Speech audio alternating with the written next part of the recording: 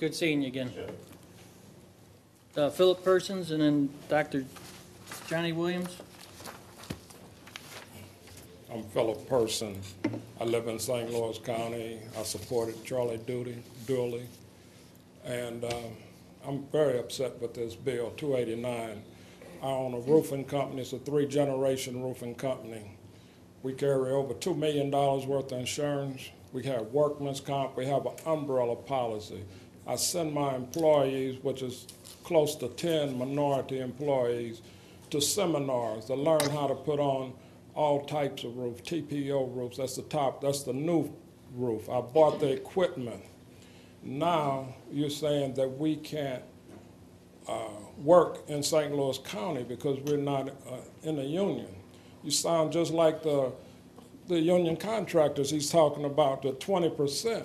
We can't get through the door because they send us all kind of advertisements and they tell us that they want us involved. We're looking for you guys. And as soon as we show up and we say, we tell them everything that we got, and they say, that sounds good. Are you in the union? I say, no, we can't use you. So that's another nail in our coffin, what you're doing, and you're just enforcing these guys. And I see why the state of Michigan did what they did with the right to work laws, because what's going on is the union is not inclusive. Now, I was a union carpenter, so I've been through apprenticeship programs, training programs, and they wouldn't hire me after I got 45 years old. So I had to change careers, so I learned how to be a roofer. And I started my own company.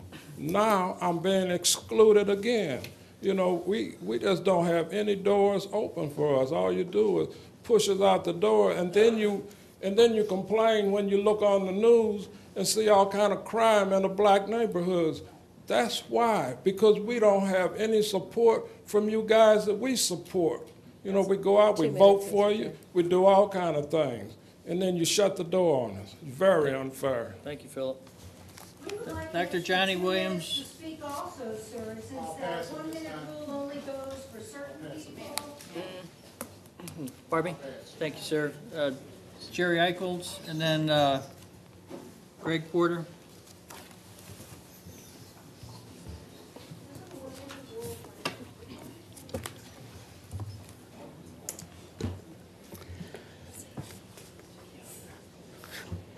My name's Jerry Eichholz. I live at 12774 Partridge Run, Florissant, Missouri, which is in unincorporated St. Louis County. First of all, I'd like to thank you for your time and service to our community. Having served on various boards in leadership positions in the past, I appreciate the time and effort and sacrifice you and your family make as you work to maintain and improve unincorporated St. Louis County. I come here this evening to make the council aware of a situation that I'm sure you're not aware of, because if you were aware of it, you would use your authority to correct the situation immediately. Unfortunately, with a 1-minute time limit, I don't have enough time to make you aware of it. I'll come back at another time. Jerry, if you have some info that you want to direct as an email or letter, you can also submit that too. I want to be sure that the council is fully aware of what the situation is. We have a number of people here who are concerned. North, South County. We'd like to make a presentation before the board at some point. 1 minute is not a reasonable amount of time to bring a topic to this board that's of a concern of St. Louis residents. Thank you. Greg Porter, and then Carol Pauly.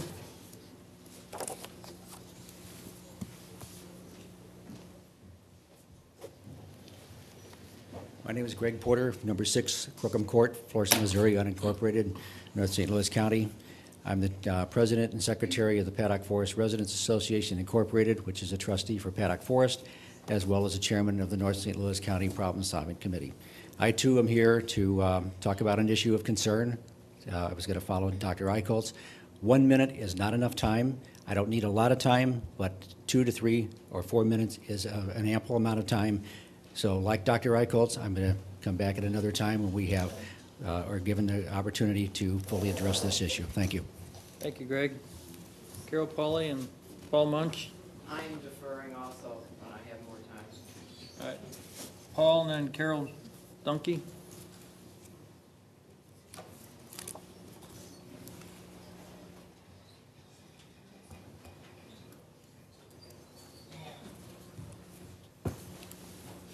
Thank you very much. My name is Paul Munch. I represent ABC, Associated Builders and Contractors in Eastern Missouri. Can I submit an email we received today from House Speaker Tim Jones? She'll come. I'll come and get this, sir. Let's go ahead. Thank you. Okay, I'm We've all sorry. gotten I didn't mean to interrupt you, Paul. We've all gotten a copy of that also. Okay, okay, well then I won't read it. It was an email from him opposing Bill 289. I'll just cut to the bottom. If the county council proceeds with this action, we will surely have to review this decision at the state legislative level in 2013 to determine what recourse is available to protect the thousands of hardworking small business owners in St. Louis County and across the state. That was the end of Tim's email. As you know, and one other gentleman alluded to this, both Indiana and Michigan have passed right-to-work legislation this year. Many people believe that Michigan's law was inspired by heavy-handed union tactics in Detroit.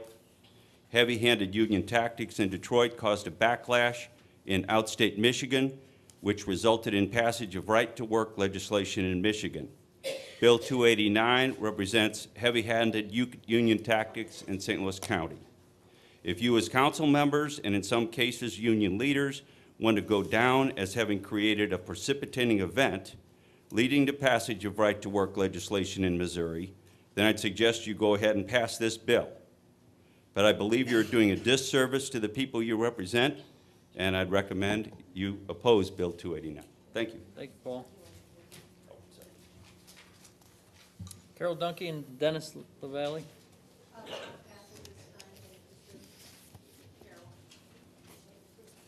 And then Regina Hedlitsky.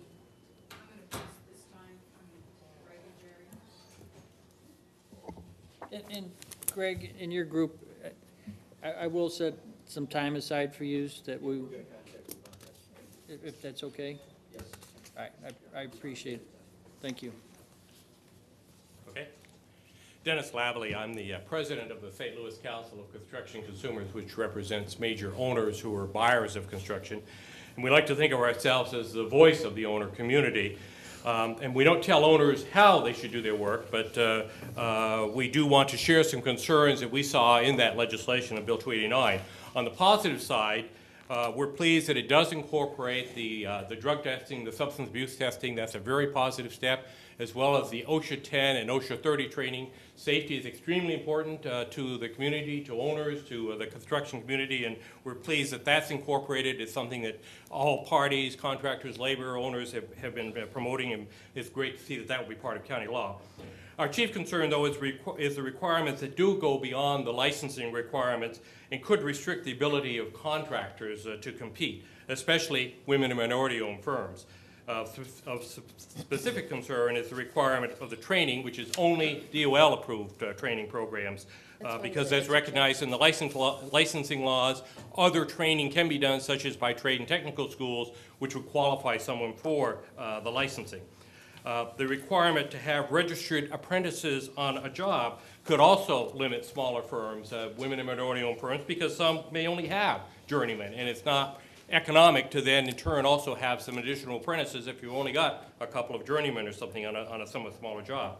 And then the third area is that some organizations may use professional employer organizations, i.e. for leased employees, to do their HR functions and their payroll. I know that because we are in a professional employer organization. Even though I carry with the Council of Construction Consumers, it is another organization that we use for our HR functions. It works very well for small entities.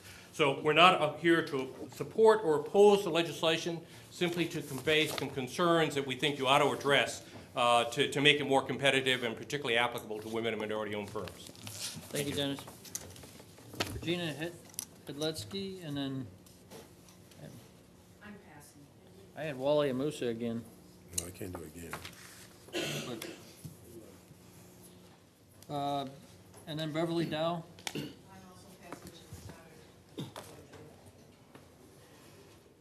Carol Corson.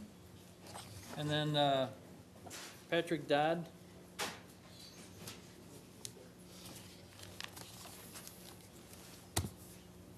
Those two passed.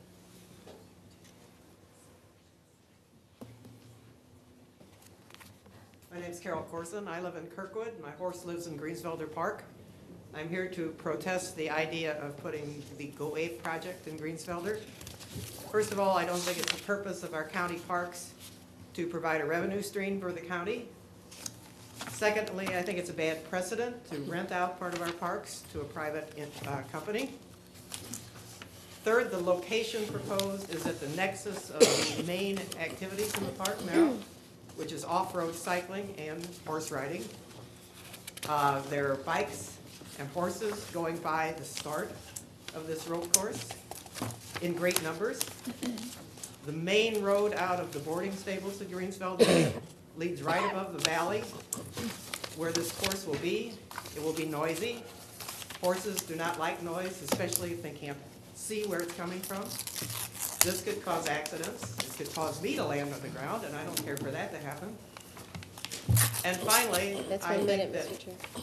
the zip lines are a fad, and I think in 2 or 3 years, that fad will be over, and you'll be left with nothing. We'll disturb the park for nothing. Thank you very much. Thank you. Patrick Dodd and then Beverly Howard. Thank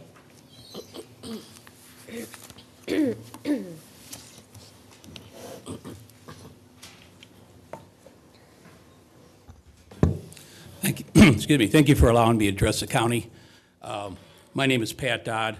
I'm a resident of St. Louis County, Richmond Heights, 1201 Sunset Avenue.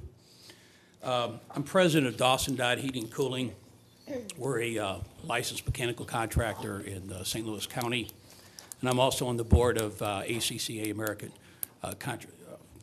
ACCA Contractors of America. I'm here to speak against Bill 289. I feel that this is a restriction a bit on St. Louis County projects. My taxes that I pay fund these projects, and I feel that my company should be a part of them. To me, it's, to use a cliche, it's like taxation without representation. I should be allowed to represent my company in these bid projects. I please ask you to vote no on Bill 289. Thank you, Patrick. Thank you. Beverly Howard and then Janice Brandell. I'd like to thank all of you for hearing me for 1 minute. This is my first time speaking to all of you. I don't have anything written, so I can speak from the heart. I'm here with the Paddock Forest Group that will be back, and I appreciate that opportunity. But I came because I am very concerned about our property values and maintaining the subdivision that I have worked as a teacher for 38 years to have. As a teacher, I had the job of aspiring all children to want better and have better. I want no less than that for myself. I know I will never have as much as I want them to have, but as you can well see for yourselves, you want the same things in life. So the problems that will be brought up to you in a future date, please consider that I'm in that situation, and there go you, but by the grace of God. Thank you. Thank you, Beverly. Janice Brandell and then Jeff White. Okay, there was no E in it. Hi, it's Janie Brandel, and I live in Eureka, Missouri. I hike at all the St. Louis County parks, and each one is truly a gem. A zip line, a commercial zip line, does not belong in any of our parks. We shouldn't lose any portion of any of our parks for this commercial Go Ape zip line. The Greensfelder family left Greensfelder as an equestrian park, and yet somebody from the Parks Department has said, well, if horses don't get along with the zip line, we'll just shut the horses out. That is so wrong. There's something underhanded going on here with the parks and the Go Ape company. I don't know what it is, but something's not all on board here. So I hope that if the Parks Department comes to you all and asks you to approve this Go Ape zip line in any of our county parks, I hope you will say no. Thank you very much. Thank you, Janie. Jeff White? And then, If it's okay with the board, I'd like to defer to my director, Yefet. okay. Thank you. Okay, just keep them down there, I'll come get them. Good afternoon, members of the council. My name is Yafet Elamim, the Executive Director of MOCAN, Minority Construction and Contractors Assistance Center. MOCAN has been in existence for 37 years, and we represent minority and female contractors and minority and female workers. We do represent union as well as non-union companies, and we are here today to express our opposition to the proposed Bill 289. It is MOCAN's thinking and belief that Bill 289 is creating an unfair advantage for the building and construction trades. With our 37-year history, we have seen virtually closed shops to minorities and females within the construction trades. This remains evident within the lack of minority workforce and business diversity within the trades, and the absence of minority trustees, business agents, and trades members continue to reflect in the unions the good old boy system that remained etched with the foul stenches of racism.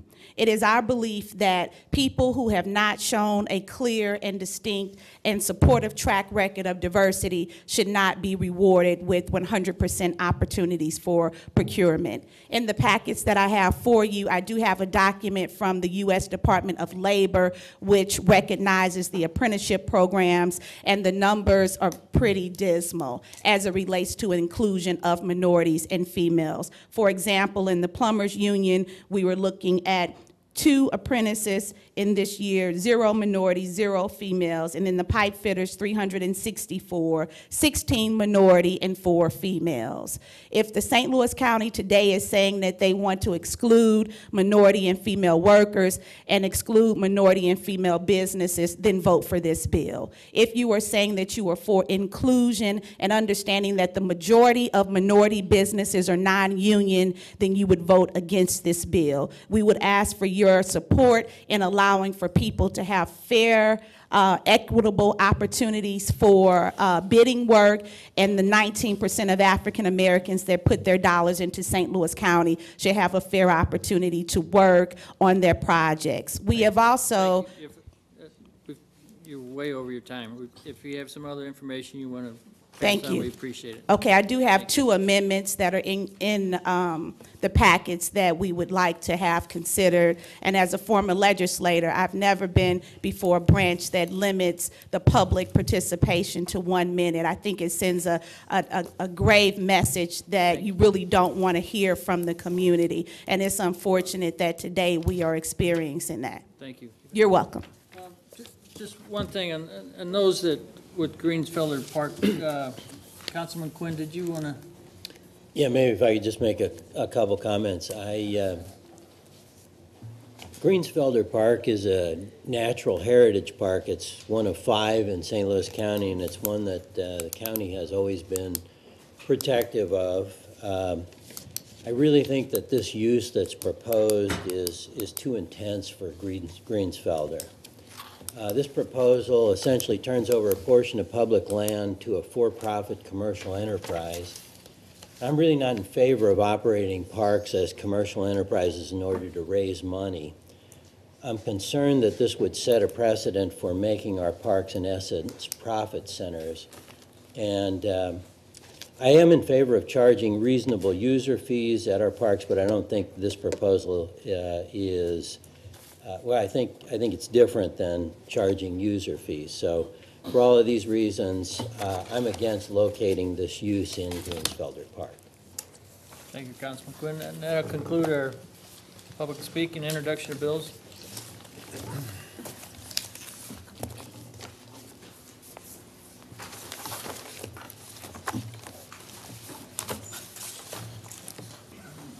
Bill number 340, introduced by Councilmember O'Meara, an ordinance allocating the net revenues to be received in 2013 from the 1% countywide sales tax to the Park Maintenance Fund and the General Revenue Fund. Bill number 341, introduced by Councilmember O'Meara, an ordinance authorizing the county executive to accept a grant of up to $100,000 from the St. Louis County Children's Service Fund, appropriating the same for the Nurse Family Partnership Program, and authorizing the county executive to execute necessary documents.